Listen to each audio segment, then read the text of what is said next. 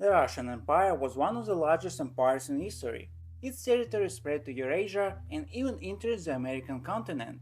And in this video we'll talk about what modern territories of the United States could remain behind Russia and be part of it today.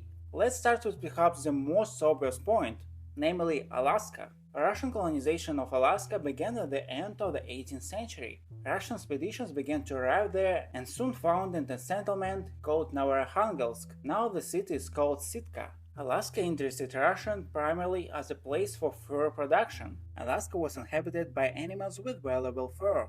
As for the indigenous peoples, the relations were different. The Russians cooperated with some tribes, even fought with others. As many people know, Alaska was eventually sold to the Americans.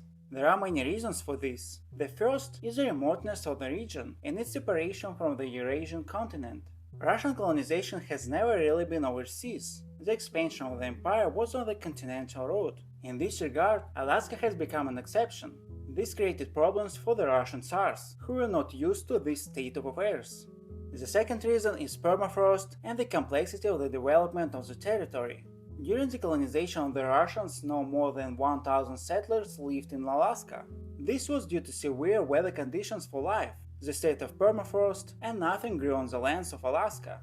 The third is the unprofitability of the region. Alaska itself was quite unprofitable. The extraction of gold and oil in Alaska began only during the American rule.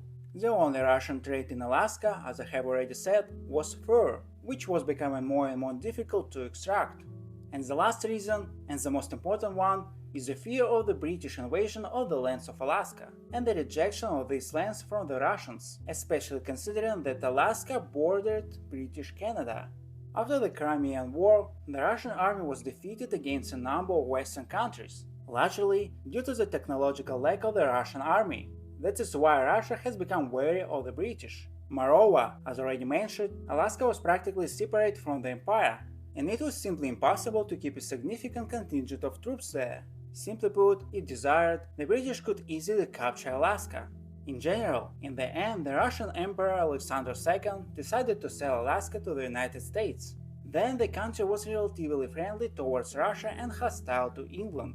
The sale of Alaska took place in 1867, and the region itself was sold for $7,200,000. By the way, it's worth saying that the Americans were not really eager to buy Alaska and did not want to make a deal initially. To do this, Russians even had to bribe American senators to approve the deal. Thus, Russia could potentially still own such a large and economically important region as Alaska. It's also worth noting that despite the fact the topic of Alaska is periodically raised by Russian politicians, after its sale at the highest level, the question of returning Alaska has never been raised. Russia at the beginning of the 19th century had every chance to seize Hawaii, which became the 50th state of America in 1959. The Russian-American company came to the island by accident, as one of the Russian ships was captured there. Under Schaeffer's command, a special team arrived there in 1815 to liberate these ships. On his own initiative, Schaeffer began to negotiate with local residents and even enlisted the support of a local leader named Kaumauli, promising him a protectorate of Russia, which would have to help him in internecine wars. Schaeffer signs a contract with the leader, thanks to which they built an Elizabethan fortress on the territory of Hawaii. The problem was that it remained to convince the Tsar of the need for colonial possessions in Hawaii, which Schaeffer failed to do. Alexander I simply refused to colonize Hawaii. This essentially ended all of Russia's colonial ambitions on the islands. Why did the Tsar do this? He simply did not want to come into conflict with Great Britain and the United States, which claimed to include Hawaii in their zone of influence. Because of this, even on the islands there were clashes. And in general, as it has already become clear, the Russian Tsar did not see any special prospects in the overseas colonies. As for the fate of Hawaii, by the end of the 19th century, Hawaii became completely independent of the United States.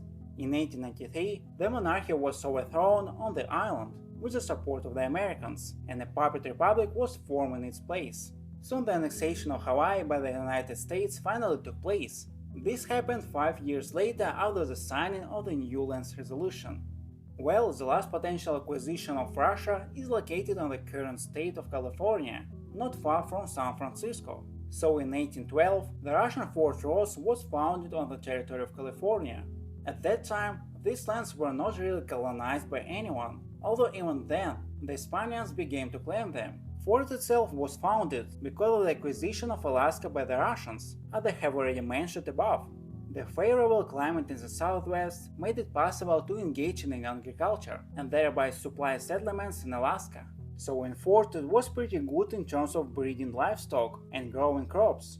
After the separation of Mexico from Spain, the Mexicans now began to claim these lands, but no active actions were conducted in this regard. Moreover, the Russians even actively traded with them. As for the local Indian population, in general there were no practical conflicts. Indians were even hired as workers in the Russian settlement. The population of the fort was insignificant. Russians regularly lived no more than 100 people, and Indians lived with them.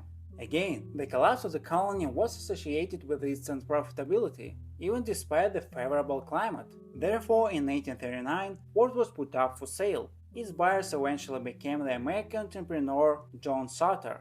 The state of California itself, along with the port, became a possession of the United States as a result of the Mexican-American War of 1846.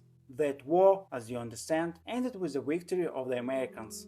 Summing up, we can say that the Russian Empire, despite the fact that it mainly expanded its lands in a purely continental way, made attempts to create overseas colonies, including on the modern lands of the United States. However, all attempts to create such colonies were unsuccessful.